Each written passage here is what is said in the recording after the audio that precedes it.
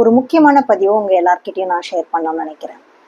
கொஞ்ச நாள் முன்னாடி ஒரு அம்மா ஒரு பிரச்சனையோட வந்தாங்க. என்ன பிரச்சனை அப்படின்னு பார்த்தீங்கன்னா, அவங்களோட 8 வயசு பையன் ரொம்ப இன்ட்ரெஸ்டட் ஸ்போர்ட்ஸ்ல, கிரிக்கெட்ல நல்லா விளையாடுவான். அவனுக்கு ரொம்ப பிடிக்கும். ஆனா கொஞ்ச நாளா அவன் கிளாஸ் போறதுல விருப்பம் காட்டுறதே இல்ல. எனக்கு தலை வலிக்குது, எனக்கு பிடிக்கல, நான் நாளைக்கு போறேன், இந்த மாதிரி ரீசன் சொல்லிக்கிட்டே இருந்தான்ட்டு அவங்க அம்மா சொன்னாங்க.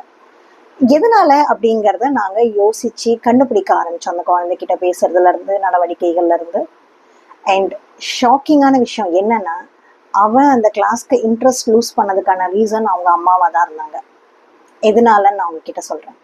அம்மா தெரிஞ்சோ தெரியாமலோ ஒவ்வொரு தடவையும் குழந்தைய பிக் பண்ண போகும்போது கடைசி 10 நிமிஷம் அவன் எப்படி கேம் விளையாடுறாங்கிறத பாக்குறாங்க. அண்ட் அந்த 10 நிமிஷம் வந்து அவங்க நிறைய கமெண்ட்ஸ் பாஸ் பண்றாங்க. நீ இந்த பாலை இப்படி எடுத்து இருந்திருக்கலாம், நீ ஏன் அவ்வளோ தூரமா நின்ன, அந்த பையன் பக்கத்துல நின்று இருக்கலாம், அந்த மாதிரி. சரி, அந்த அம்மாவோட intention is very pure.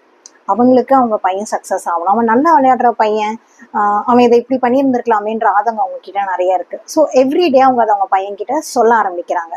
But அந்த பையனுக்கு இது என்ன ஆகுது, தினம் தினம் ஏதோ ஒரு கரெக்ஷன் அம்மா சொல்லும்போது அவனுக்கு வந்து, ஓ, நம்மளுக்கு இது சரியா விளையாட வரலையோ, இந்த கேம் நமக்கான கேம் இல்லை, இது என்னோட ஏரியா கிடையாது அப்படின்னு அந்த பையனுக்கு கொஞ்சம் கொஞ்சமா தோண ஆரம்பிச்சு அந்த செல்ஃப் கான்ஃபிடன்ஸ் அவன்கிட்ட வந்து இறங்கிடுச்சு. அது அந்த பையனுக்கும் தெரியல என்ன ரீசன் அப்படிங்கிறது. பிகாஸ் இதை சொல்லும் போது நம்ம அம்மா ஹர்ட் ஆயிடுவாங்களோ அப்படின்னு அந்த பையனும் யோசிச்சிருக்கான். அண்ட் அம்மா சைட்ல இருந்தும் இட் வாஸ் வெரி அன்இன்டென்ஷனல். நமக்கு எப்பயுமே நம்ம பசங்க ஏதாவது பண்ணும்போது நம்ம எப்படி ஹெல்ப் பண்ண முடியும், அவங்களை எப்படி அதில் வந்து பெட்டர் பண்ண முடியும் நம்ம யோசிச்சுக்கிட்டே இருப்போம்.